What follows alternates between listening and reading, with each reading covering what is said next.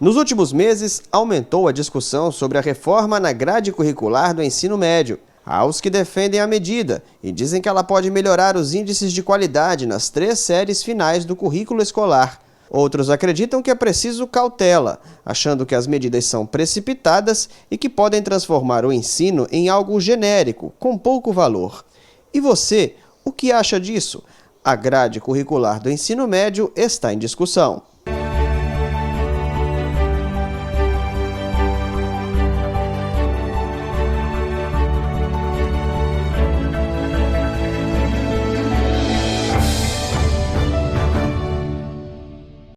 Hoje o Em Discussão está vindo aqui para o Liceu Paraibano, na biblioteca, para a gente poder discutir melhor o assunto fora do estúdio.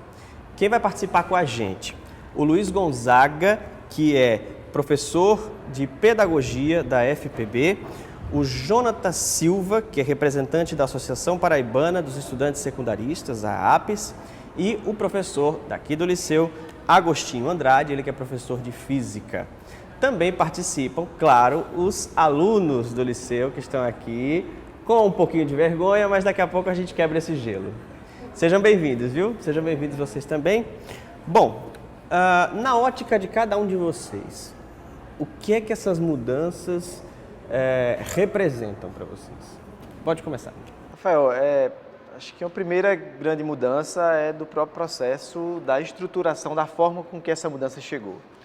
A gente não está falando de uma simples mudança, a gente está falando de uma mudança estrutural no ensino médio no Brasil para os próximos anos, a próxima década pelo menos. Então, convenhamos que há mais de uma década os processos de reformulação da LDB, de todo o processo de formatação das mudanças estruturais, tanto do ensino fundamental, quanto médio, quanto superior, ele se dá em outros parâmetros. Por exemplo, você tem recentemente a lógica do processo de democratização dessas discussões a partir das conferências municipais, estaduais e a Conferência Nacional da Educação, assim como existe um conselho próprio, o Conselho Nacional de Educação, que ele trata um conselho que de forma democrática, entre governo e sociedade civil, ele faz todo esse debate sobre essas transformações, essas mudanças. Mas esse debate sobre essas mudanças já teve? Foi suficiente? Não, porque na verdade ele foi uma mudança através de uma medida provisória, ou seja,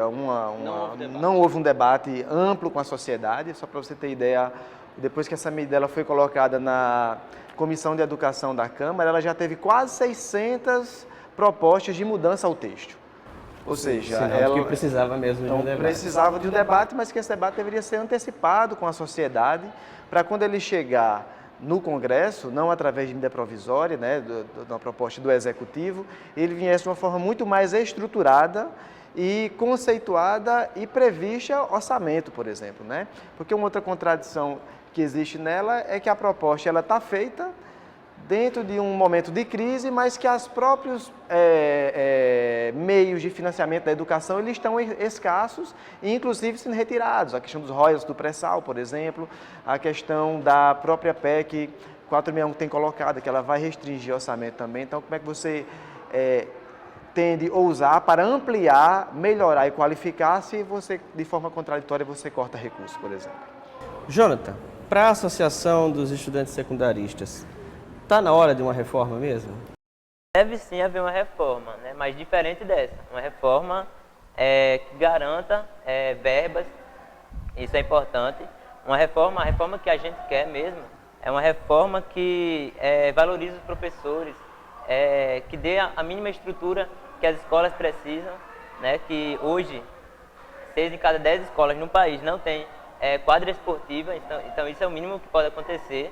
Então a gente quer uma reforma, mas não uma reforma desse jeito que está sendo colocado através de uma medida provisória, que não é dialogado com os pais, nem com os estudantes, nem com os professores, nem com o Congresso Nacional. É uma medida provisória que está sendo apresentada por um governo que, em vez de ouvir especialistas em educação, ouve Alexandre Frota e suas propostas bizarras. Então, repudiamos essa reforma do ensino médio, mas queremos uma reforma na educação que condiza com os nossos interesses e com aquilo que vai beneficiar os estudantes. A gente tem aqui um dado que o país tem 1.700.000 adolescentes entre 15 e 17 anos que estão fora da escola. 16% da população nessa faixa etária, que seria ideal para o ensino médio. Professor, o senhor que convive diariamente com alunos, esse cotidiano do ensino médio, está precisando da reforma? A reforma, como está sendo constada aqui, é um passo ou um retrocesso? Está precisando da reforma. Agora, até agora o que a gente tem é uma medida provisória alterando alguns dispositivos da lei que rege a educação, da LDB, mas a reforma em si não acontece nada. As escolas estão continuando a funcionar do mesmo jeito. Como foi dito aqui, eu sempre analisei que a escola que a gente tem, a escola pública, é do jeito que é, porque é o jeito mais barato de fazer. Aí vem uma proposta que, se fosse colocada com tempo integral, com determinadas mudanças, que demanda muito mais recursos, no momento que os recursos estão sendo cortados em vez de estarem sendo favorecidos. Então, eu sou bastante assim, não dou crédito, praticamente não estou dando crédito a esse discurso dessa reforma, porque ela surgiu para haver um discurso, ninguém sabe, até encaminhamentos que vêm por aí, mas na prática, outro detalhe, o ensino médio é responsabilidade dos estados. Todos os estados, o discurso do momento é que estão quebrados, estão tentando, até atrasando pagamentos, Como é que vai fazer esta reforma? Uma escola como essa que nós temos aqui, matrícula para o turno da manhã, da tarde e da noite. A noite está quase em extinção. Aí, para você fazer tempo integral, você tem que eliminar um turno, eliminar uma matrícula e adaptar toda a vida da escola para esse outro turno. Então, eu acho que, não sei nem se o termo seria reforma, melhorar o ensino, melhorar a escola é extremamente necessário, certo? Eu enumero que o Brasil vive um momento dramático. O Brasil ainda se discute uma escolarização para a sua população que devia ter acontecido, sei lá, nos anos 60 ou 50. Ainda está em discussão hoje como colocar todo jovem na escola, como colocar da melhor forma possível. Deixa eu dar só uma ouvida agora para esse pessoal aqui, porque vocês é que estão no ensino médio, vocês é que estão estudando nesse modelo atual. E aí eu vou pedir que quem concorda levanta a mão, quem não concorda pode ficar com a mão abaixada mesmo. Quem concorda que a escola precisa de uma reforma na grade, se as matérias que vocês assistem são suficientes ou estão incompletas, precisa de uma reforma? Levanta a mão quem acha que sim. 1, 2, 3, 4, 5. Vocês acham que não? Não, tem 5, tem 6 aqui. Você pode pegar o microfone aqui. Como é teu nome? Elton. Elton, por que você acha que a escola precisa de uma reforma na grade curricular? Assim, para poder, uma reforma, se for para incluir mais matérias, também é legal, por causa que nunca é o suficiente, sempre é bom aprender novas coisas. E também para organizar melhor isso, até também no, horário nos dias. Tipo, exemplo, poderia colocar num dia aulas só de química, física e matemática, que é o mesmo conteúdo.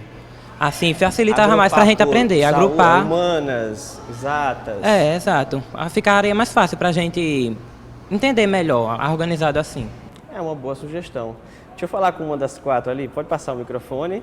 Você gosta da grade como tá? Você acha que a grade é suficiente? Assim, eu não penso assim em mudança. Eu sei que, pra mim, ele é o suficiente. Eu não pensei como ele, que poderia acrescentar outras matérias.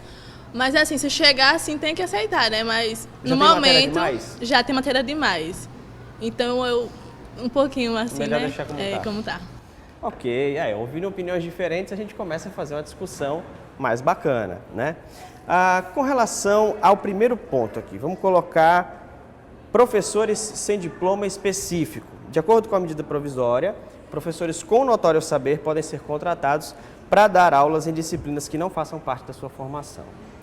O que vocês acham dessa ideia? Escola tem que ter professor formado? Uma primeira, não sei se as pessoas concordam, mas acho que a primeira grande aberração dessa medida é exatamente isso, né? A gente viveu há umas 2 décadas atrás um processo onde professores, por exemplo, principalmente nas cidades do interior, eles teriam que fazer um curso de qualificação para adquirir a licenciatura, né? Então você tinha, eu mesmo sou de uma cidade do Sertão, lá de Mãe d'Água, lá próximo a Patos, ali uma pequena cidade, de menos de 5 mil habitantes, e vários professores da rede pública, eles tiveram que fazer cursos, né, de finais de semana para poder obter a licenciatura, para poder se qualificar, porque não era porque, pelo fato dele estar na zona rural ou estar num pequeno grupo escolar, que ele não deveria ser qualificado. A lógica que se implantou naquele momento foi exatamente que ele pudesse, para além da estrutura que ele tivesse, o professor seria, digamos, o primeiro item, o primeiro componente dentro do processo de educação que deveria ser muito qualificado. Então, você tem hoje uma medida provisória, mais uma vez, né, a crítica sobre a forma. Eu garanto que se esse processo fosse construído na base, dialogando com os professores, com os pais, com o sistema de ensino, isso não seria aceito. Mas aí se você trata numa cidade igual João Pessoa, você tem mais possibilidade de você ter pessoas qualificadas, talvez se fosse essa questão. Mas se você vai numa pequena cidade, qual é o critério que a prefeitura, que o poder público, né, principalmente, ele teria para adotar dentro do seu sistema de ensino? Qual seria a pessoa de notório saber para poder colocar dentro de uma escola? Então, você não existe, você não qualifica, qual será o critério? Então, é um critério muito abstrato, que foge de uma norma regular, né, colocada em lei, junto da LDB, e você simplesmente desconsidera isso e abre para que qualquer pessoa, porque de fato, efetivamente vai ser isso, pessoas que não frequentaram a universidade, que não têm licenciatura, ou seja, que não têm a qualificação para tratar com um público específico, porque é trabalhar a educação, mas para jovens e adolescentes que têm toda a metodologia, todo o entendimento do ponto de vista pedagógico, psicológico, para poder você tratar e simplesmente você se desconsidera isso, né? Eu acho que é a primeira grande aberração dessa medida. João, você preferia ter uma aula com um professor que entendesse muito do assunto, mas que não tivesse a formação, ou um professor que soubesse moderadamente dar o conteúdo e uma formação técnica adequada? O ideal é que cada professor tenha uma formação grande e muito conhecimento na sua área, né? Se for assim, creio eu que não vai ser necessário colocar professores de outras matérias para ministrar uma matéria de outra disciplina em si. Então, é uma coisa, compartilho o pensamento dele de que isso é uma aberração. Matérias como história, por exemplo, que estuda os fatos históricos, tudo aquilo que ocorreu no decorrer dos séculos, pode ser que haja o fato de colocar um professor de geografia, né? E a verdade é que o ideal é que o professor que esteja ministrando determinada matéria tenha formação nessa matéria e tenha um grande conhecimento. Seriam as duas coisas. Isso. Ok. E Agostinho, você que é professor, né, deve ter visto isso aqui como uma ofensa. As contradições que vêm nesse discurso, porque é o seguinte, é visível que a remuneração, o salário não é atrativo no cargo de professor. Então, onde estão essas pessoas de notório saber? Se elas têm notório saber, elas devem ter alguma importância, exercem alguma atividade que vai optar por trabalhar em educação, dar aula nessas condições que a gente tem hoje para o magistério. Então, eu acho que esse é um ponto que não dá para discutir, não dá para engolir, certo? Porque ter notório saber e vai trabalhar... Vou dar um exemplo. Um professor concursado aqui do liceu, ele ganha em torno de R$ 2.500, certo? E um professor contratado de forma precária para tirar a licença, e não tem poucos, ele vai receber R$ 1.100.